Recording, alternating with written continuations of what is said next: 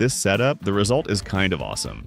You can technically mount any GPU you want, yes, even something ridiculous like an RTX 5090.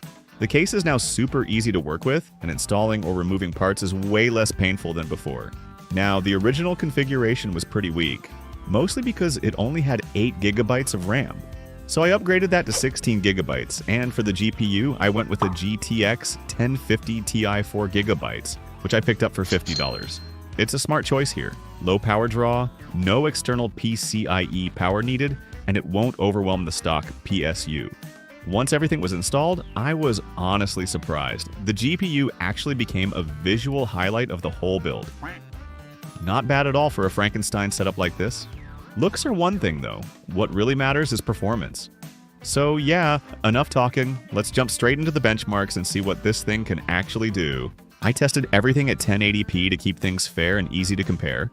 Starting with Minecraft, after the upgrade it's pushing over 300 FPS. That's roughly 10 times higher than the original setup. Pretty clear the old CPU was the biggest bottleneck here. In GTA 5, performance jumps by about 50 frames per second. It's actually comfortable now, the kind of setup where you just launch the game and play missions without constantly tweaking settings. Moving on to CS2, FPS sits around 100, which is smooth enough for real gameplay. Huge difference compared to before, when the system couldn't even get into the game properly. Cyberpunk 2077 holds around 50 FPS at 1080p.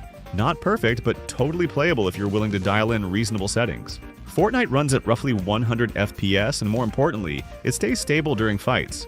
No major drops.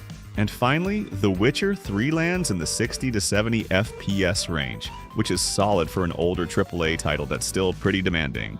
I figured this system still had more potential, so it was time for a serious upgrade. I picked out two of the strongest CPUs you can run on socket 1150. The i7-4790 and the Xeon E3-1241V3. And if you're thinking about doing a similar upgrade, here's my honest advice. Go with the Xeon. Its performance is basically on par with the i7-4790, but it costs around $15, which is almost half the price. The trade-off? The Xeon doesn't have an iGPU. That means a dedicated GPU is mandatory, so I paired it with an RTX 2060 Super 8GB. And yeah, at that point, a separate power supply is non-negotiable.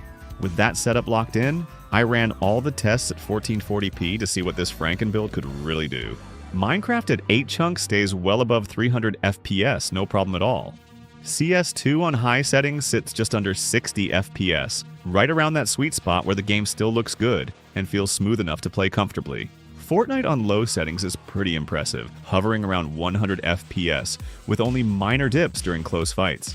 Even Cyberpunk 2077 manages about 45 FPS, which is honestly respectable for a game that heavy. And The Witcher 3 hits around 100 FPS, which is basically ideal. Overall, the upgrade makes a night and day difference. If you're running a similar SFFPC, doing something like this is absolutely worth it. Solid performance gains without completely ruining the look of the system.